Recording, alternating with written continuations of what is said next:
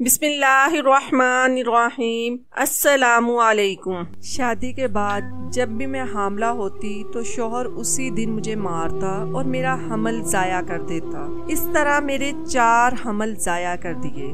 लेकिन अजीब बात ये थी कि शौहर मुझसे प्यार भी बहुत ज्यादा करता, लेकिन जैसे ही मैं हामला होती तो शौहर जबरदस्ती मुझे मार पीट करके मेरा हमल ज़ाया कर देता। इस बार मैंने शौहर को बताया ही नहीं कि मैं हामला हूँ। जैसे ही मेरे 9 महीने पूरे हुए, जब मैंने बच्चा जना तो देखकर सब चीखे मारने लगे, क्योंकि शादी के बाद रोजाना मेरा शौहर बिला नागा मुझसे पूछता कि तुम हामला तो नहीं, क्योंकि मैं अभी बच्चा नहीं चाहता, इसलिए औलाद नहीं होगी।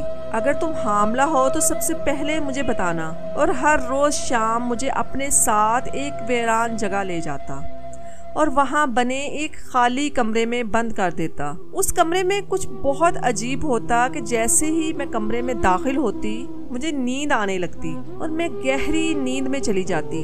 अगले दिन मेरी आंख खुलती तो मैं अपने घर के आरामदा बिस्तर पर मौजूद होती और मुझे कुछ याद ना होता।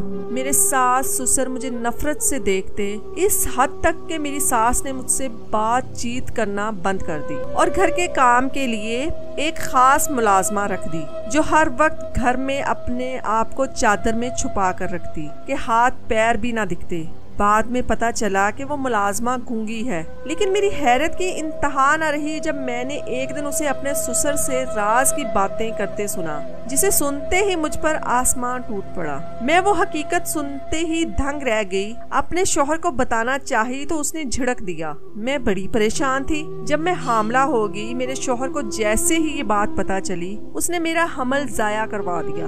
मैं बहुत रोई और फिर ऐसा 3 बार हुआ जब मेरे शौहर ने मेरा बच्चा ज़ाया करवा दिया। चौथी मर्तबा फिर जब मैं हामला हुई तो मैंने ये राज अपने शौहर से छुपा लिया और उसको नहीं बताया कि मैं हामला हूँ। और फिर जब मेरे पेट का उभार बढ़ने लगा तो मेरे शौहर के पसीने छूटने लगे। वो मेरे सामने रोने लगा कि अगर ये बच्चा हो गया तो वो किसी को मुंह दिखाने के काबिल नहीं रहेगा, क्योंकि मेरे बच्चे तो। इससे आगे वो बात अधूरी छोड़ देता और मैं परेशान हो जाती कि वो ऐसा आखिर क्यों करता है, भला बच्चे होने से कैसे। लेकिन इस बार मैं अपने शौहर की लाख कोशिश के बावजूद मैंने अपने बच्चे को बचा लिया। लेकिन जैसे जैसे डिलीवरी के दिन करीब आने लगे, मेरे शौहर की हालत खराब से खराब तर होने लगी। जब डिलीवरी का दिन करीब आया तो डॉक्टर ने जूं ही, मेरा नाम फरवा है, मैं कराची की रहने वाली हूँ, मेरी तालीम 10वीं जमात तक है। मुझे पढ़ने का बहुत शौक था। मेरी माँ भी काफ़ी पढ़ी लिखी थी, पर अब्बा अनपढ़ थे। अब्बा का अपना बड़ा तिजारती कारोबार था। मेरे माँ बाप में बहुत मोहब्बत थी, लेकिन ना इत्तफाकियाँ भी बहुत थी। मेरे माँ बाप का अक्सर झगड़ा भी होता था, क्योंकि हम लोग जिस बरादरी से ताल्लुक़ रखते थे उनकी कुछ रवायात थी जो इल्म और शऊर होने की वजह से अम्मा को कतई तौर पर कबूल ना थी, और अब्बा किसी सूरत अपनी खानदानी रवायात के खिलाफ नहीं जाने देते थे। उनका कहना था कि हमारे बुजुर्गों ने भी बहुत सोच समझ कर ये रवायात बनाई हैं, जिन्हें तोड़कर वो गुनाह के मुर्तकब नहीं हो सकते। लेकिन जिन रवायात का दीन से कोई ताल्लुक नहीं, उनका भला तक क्या था। लेकिन अब्बा की ये बात और जैसे बरादरी के हर मर्द की इस सोच से परे थी, उस हद तक कि अपनी औलादों में शऊर बेदार करने वाली माएँ भी इस पोसीदा रवायात की पैरोकार थी, जिनमें ये 3 रवायात अफजल थी। पहली ये कि बेटी की शादी बरादरी के ही किसी लड़के या मर्द से होगी। गैर बरादरी से लड़की आए तो आ सकती है, जैसे मेरी अम्मा आई थी, लेकिन जा नहीं सकती। फिर चाहे बरादरी में शादी का जोड़ हो या ना हो, उम्र का फर्क भी भुला दिया जाता था। बस जैसे ही लड़की 18 साल की होती, उसे बरादरी के किसी लड़के के साथ बांध दिया जाता। अगर कोई लड़की अपना कदम बाहर उठा ले, या तो उसे बरादरी और घर से तमाम रिश्ते खत्म कर दिए जाते, या फिर बरादरी की अजमत और गैरत के इवज उसे मार दिया जाता। दूसरी रस्म औरतों की तालीम से इनकार था। हमारी बरादरी में औरतों की तालीम को गैर जरूरी माना जाता था, और अगर लड़की ज्यादा पढ़ ले तो उसे बुरा समझा जाता था। वजह यह थी कि ज्यादा तालीम हासिल करने के बाद औरत खुद कफील हो जाती थी और फिर मर्दों के सामने जबान खोलती थी। जैसे मेरी माँ मेरे बाप के मुकाबले आ खड़ी हुई थी। औरतों के जाहिल होने की वजह से ही आज भी बरादरी इन्हीं गंदी रसूमात पर अटकी हुई थी। तीसरी और सबसे अजियतनाक रस्म कि कुछ भी हो जाए, औरत ना खुला ले सकती है ना ही उसे तलाक दी जाती है। अगर औरत नापसंद भी हो तो उसे जिंदगी से तो निकाल दिया जाता है कि वो सारी जिंदगी शौहर के नाम पर बैठे, पर तलाक या खुला नहीं। उनका कहना था कि डोली बाप के घर से निकलेगी तो जनाजा शौहर के घर से ही उठेगा। शरीयत ने इस्लाम में जो मुकाम औरत को दिया था वो यकसर छीन लिया गया था। शौहर अगर मारपीट तशद्दुद भी करे तो शौहर के नाम से ही जिंदगी गुजारना फर्ज थी। लेकिन मेरी अम्मी इन तमाम रसूमात के सख्त खिलाफ थी। लेकिन कब तक खिलाफ रहती? एक तो वो औरत, लेकिन अम्मा की बातों से अब्बा की सोच में मस्बत तब्दीली जरूर आई थी। लेकिन वो एक रवायती मर्द थे। मेरी तालीम के मामले में 10वीं के बाद अम्मी की नहीं चली। अब्बा से लाख झगड़े के बावजूद अब्बा ने मेरी तालीम खत्म करवा दी और 18 साल मुकम्मल होते ही मेरा रिश्ता अपने दोस्त के बेटे से कर दिया, जो मुझसे 8 साल बड़ा था, जाहिल और अनपढ़ था, गुस्से का तेज और जलाली। अम्मा ने रिश्ते से साफ इनकार कर दिया कि वो मेरी शादी एक जाहिल आदमी से नहीं करेंगी और उस दिन अब्बा ने अम्मा को तलाक की धमकी दे दी। अगर रसूमात उनको ये तोड़नी भी पड़ी तो फिर भी वो ये रस्म तोड़ देंगे और तलाक दे देंगे। ये सुनते ही अम्मा के साथ मैं भी दंग रह गई। लेकिन यहाँ अम्मा कमजोर पड़ गई और फिर अब्बा की मर्जी चली और 2 माह में ही धूमधाम से मेरी शादी अब्बा के दोस्त के बेटे आकिब से हो गई। आकिब बज़ाहिर दिखने में काफी अच्छे थे वही दकियानूसी मर्द। शादी की पहली रात में दुल्हन बनी बैठी थी तो काफी डरी सहमी हुई थी। जब कमरे में आकिब आए और मुझसे बहुत नरमी से बात की, मुझे तोहफा दिया और मुझसे बातें करने लगे और फिर मुझसे बोले कि हम अच्छे दोस्त बनकर रहेंगे। उनकी ये बातें सुनकर मैं बहुत खुश हुई थी। मेरा सारा डर अब गायब होने लगा था। मैंने आकिब से दोस्ती कर ली। हम कुछ देर बैठकर बातें करते रहे। जब आकिब ने ऐसी बात बोली कि जिसे सुनते ही मैं दंग रह गई, वो बोले कि अब हम बेस्ट फ्रेंड हैं, तो तुम अब मुझे अपनी सारी बातें बताओ, छोटी से छोटी भी और बड़ी से बड़ी भी। मैंने कहा ठीक है। तो वो फिर बोले कि अब जब हम बेस्ट फ्रेंड हैं तो हम एक दूसरे की सारी बातें भी मानेंगे। मैं जो बोलूंगा वो तुम खुशी खुशी मानना और हमारे दरमियान का कोई भी राज किसी को नहीं बताना। मैं मान गई। जब वो मुस्कुराए और बोले जब भी तुम हामला हो तो ये बात सबसे पहले तुम मुझे ही बताओगी और जब तक मैं ना कहूँ किसी को नहीं बताओगी। उनकी इस बात पर मैं शर्मो हयात से चेहरा झुका गई। इसके बाद आकिब मेरा बहुत ख्याल रखते, मुझे खुश रखते, लेकिन रोज एक ही बात करते कि अगर तुम्हें यूं महसूस हो कि तुम हामला हो तो सबसे पहले मुझे ये बता देना, मेरे अलावा किसी को ना बताना। मैं कहती ठीक है। मैं खुश थी कि आकिब मेरा बहुत ख्याल रखते हैं। लेकिन एक चीज उस घर में बहुत अजीब थी कि मेरा शौहर हर रोज शाम मुझे अपने साथ बाहर लेकर जाता और आबादी से दूर एक कमरे में ले जाकर छोड़ देता। वो कमरा बाहर से बोसीदा और भंजर था जबकि अंदर से बहुत खूबसूरत था। उस कमरे में जाते ही मुझे नींद आने लगती और कुछ ही लम्हों में मैं सो जाती और फिर मुझे कुछ याद ना रहता। और जब अगले दिन मेरी आंख खुलती तो मैं अपने घर में मौजूद होती और मेरी सास मुझे अजीब नजरों से गुस्से से घूरती रहती। पहले जो वो मुझसे बेइंतहा मोहब्बत करती थी, अच्छे से पेश आती थी, अब सिर्फ गुस्से से घूरती रहती। मेरे ससुर भी मुझसे बातचीत कर चुके थे। मैं अपने शौहर से इस मुतल्लिक पूछती तो वो कुछ ना बताते और बोलते कि तुम्हारा जानना जरूरी नहीं। एक बार आकिब फोन पर किसी से गुफ्तगू कर रहे थे। वो सुनकर मुझे इल्म हुआ कि आकिब रोज मुझे इस कमरे में छोड़कर शहर जाते हैं। अगर जाते हैं तो मुझे क्यों इस कमरे में छोड़ जाते और फिर मुझे सख्ती से मना कर देते कि इस मुतल्लिक अपने या मेरे घर वालों को कुछ ना कहना। मैं बड़ी परेशान होती कि वो यूं मुझे तन्हा छोड़कर शहर आखिर क्यों आ जाते हैं, जबकि उनका तजारती काम गाँव में ही था। और फिर बिखरे बाल और यूं सदियों के थके हुए लगते और अगर मैं कुछ पूछती कि क्या हुआ तो भड़क जाते। उनका गुस्सा देखकर मैं डर जाती। लेकिन जब मेरे ससुर उनसे पूछते कि तुम शहर गए हो तो वो इनकार कर देते। मेरे ससुर भड़क गए थे।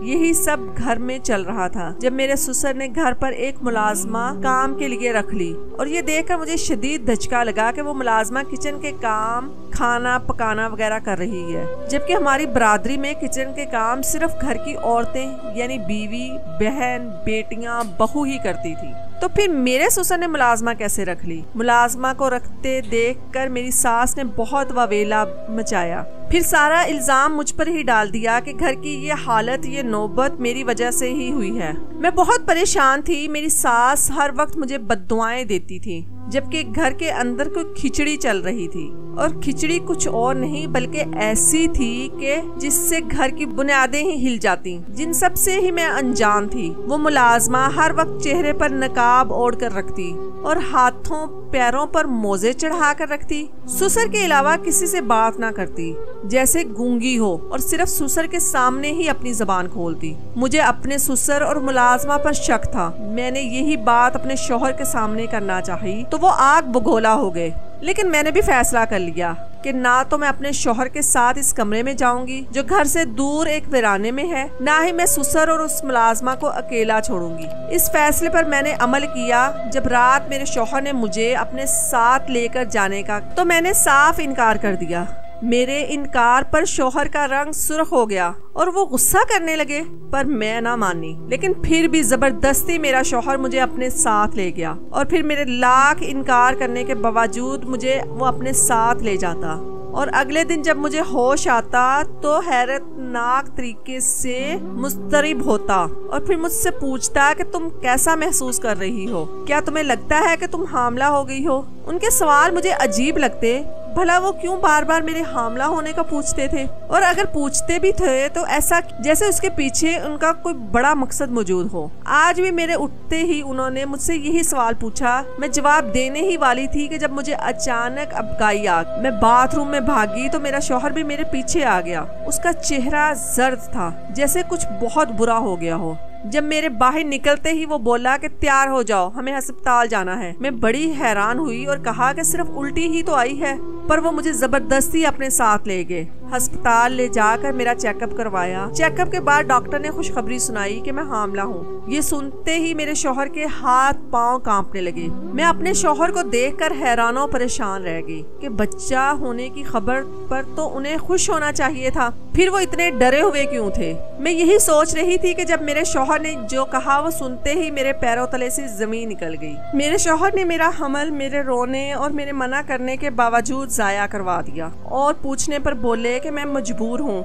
बहुत रोई कि भला ये कौन सी मजबूरी है जो अपने ही बच्चे का कत्ल। मैं बहुत अजियत में थी। अब मेरा शौहर मुझे अपने साथ इस कमरे में नहीं ले जा रहा था। मेरे रोने पर मेरे शौहर ने मुझे धमकी दी कि अगर मैंने ये बात किसी को भी बताई तो वो खुदकुशी कर लेंगे। इसलिए मैं अपने बच्चे का ख्याल दिल में दबा कर खामोश हो गई। इसके बाद मैं साल भर में 3 बार हामला हुई और मेरे शौहर ने तीनों बार मेरा हमल जाया करवा दिया। अब मुझे अपने शौहर और उसके घर वालों से भी नफरत होने लगी थी, साथ अपने बाप से भी, कि जिसने मेरी शादी एक कातिल, अपने ही बच्चों के कत्ल करने वाले बेइल्म और जालिम इंसान से करवा दी थी। सबसे बात करना, अपने मायके वालों से मिलना भी तर्क कर दिया था। मैं कमरे में रो रो कर ढाल हो चुकी थी कि मैं अपने बच्चों को नहीं बचा सकी। जब अचानक से मुझे चक्कर आया, मैं बुरी तरह से डर गई कि आखिर मैं फिर से हामला हुई और मेरे शौहर ने मेरा हमल भी जाया करवा दिया। तो मैं जल्दी से किचन में गई और जाकर अपने लिए दूध निकालने लगी कि कमजोरी के बायस फिर ना चकराऊं, कि मेरे शौहर को शक हो जाए कि मैं फिर से हामला हूँ। अभी मैं दूध पी ही रही थी कि जब मैंने देखा कि मेरे ससुर चुपके से मुलाजमा के हमरा कमरे में जा रहे हैं, जिसको उन्होंने घर में ही रखा था।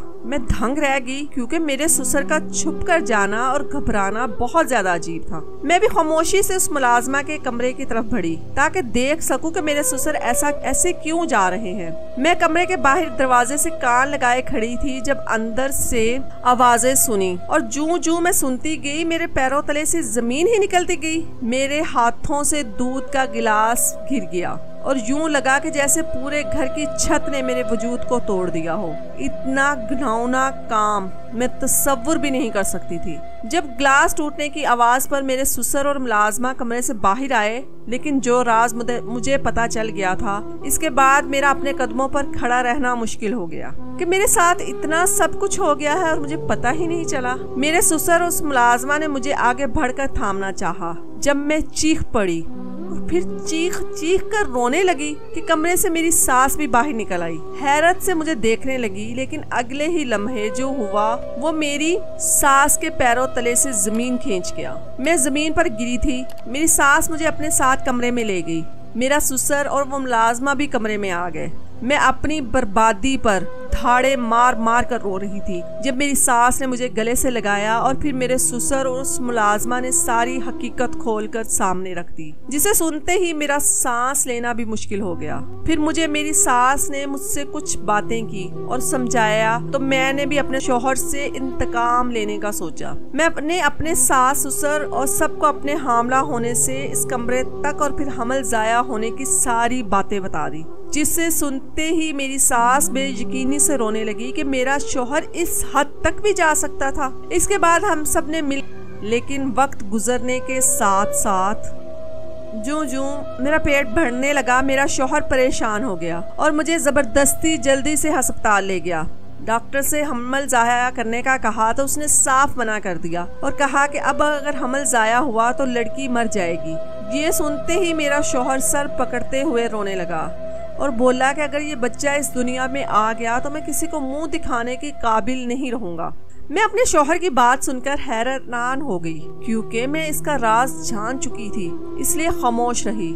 जबकि मेरा शौहर रोने लगा और फिर गुजरते दिनों के साथ उसकी हालत खराब होती चली गई और वो जरूरी काम का कहकर शहर चला गया। यहाँ मैं सब कुछ जानते हुए भी बिल्कुल अनजान थी। जब मेरी डिलीवरी के दिन करीब आए, मेरा शौहर शहर वापस आया तो उसकी हालत खासी खराब थी। सदियों का मुसाफिर लग रहा था। मेरी डिलीवरी का दिन आया और हम अस्पताल गए तो अंदर डॉक्टर ने मुझे चेक किया और जब आधे घंटे के बाद मेरी गोद में मेरा बच्चा लाकर रखा तो बताया कि मेरा बच्चा अंधा पैदा हुआ है। ये सुनते ही एक मातम छा गया जब मेरा शौहर घुटनों के बल नीचे बैठकर जोर जोर से रोने लगा और मुझसे हाथ जोड़कर माफी मांगने लगा, साथ ही अपने सारे गुनाह कबूल कर लिए।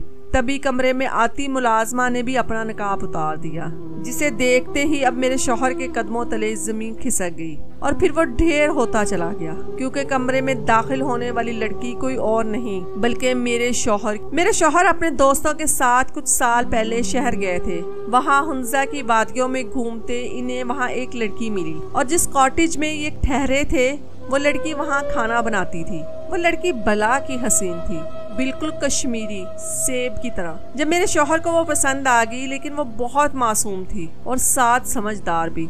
उसने मेरे शौहर को एक हद से आगे न बढ़ने दिया। जहाँ मेरे शौहर होते वहाँ वो रास्ता बदल लेती, जबकि मेरे शौहर को उससे शदीद किस्म की मोहब्बत हो गई थी कि वो बरादरी की रवायात भी भूल गए और फिर हुंजा की वादियों में ही उसके बाप से रिश्ते के मुतालिक बात करके उससे निकाह कर लिया।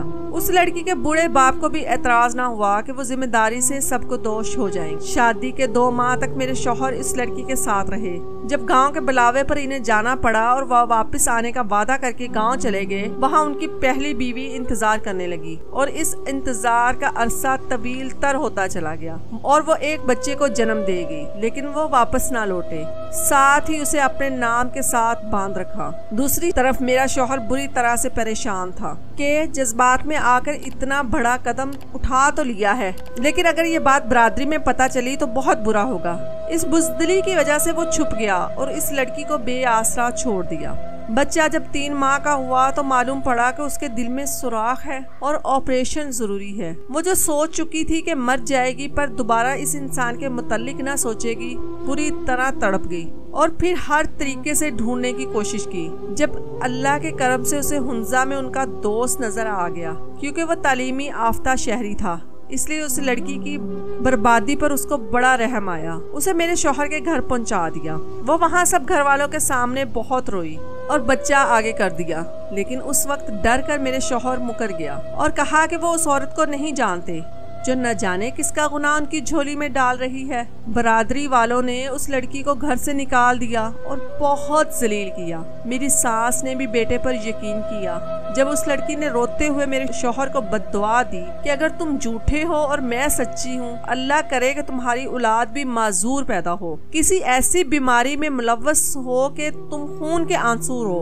उस वक्त अपना डर, अपनी इज्जत की इतनी फिक्र थी कि वो सब फरामोश कर गया। यहाँ तक कि इंसानियत भी, अपनी सगी औलाद पर भी रहम ना आया। लेकिन मेरी ससुर को उस लड़की पर यकीन आ गया था, या फिर बाप की जीनत निकाहों का नतीजा था। उस लड़की के बाहर निकलते ही मेरी ससुर ने मुलाजिम से इसे बुलवा कर खामोशी से इसके साथ ठहरा दिया और सबसे छुपा कर इस बच्चे का DNA करवाया। तो मालूम हुआ कि वो लड़की बिल्कुल सच कह रही थी। इसके बाद मेरे ससुर ने उस बच्चे और अपने खानदान के वारिस का इलाज करवाया, लेकिन उसको छुपा कर रखा। फिर जानबूझकर मेरे शौहर की शादी मुझसे कर दी। और फिर इसी बददुआ को लेकर मेरा शौहर खौफजदा था, क्योंकि जब वो लड़की घर से निकल गई थी तो बाद में मेरे शौहर ने उसे बहुत ढूंढा और फिर मुकम्मल तौर पर उसे ढूंढते ही रहा, जबकि वो बार बार शहर जाते।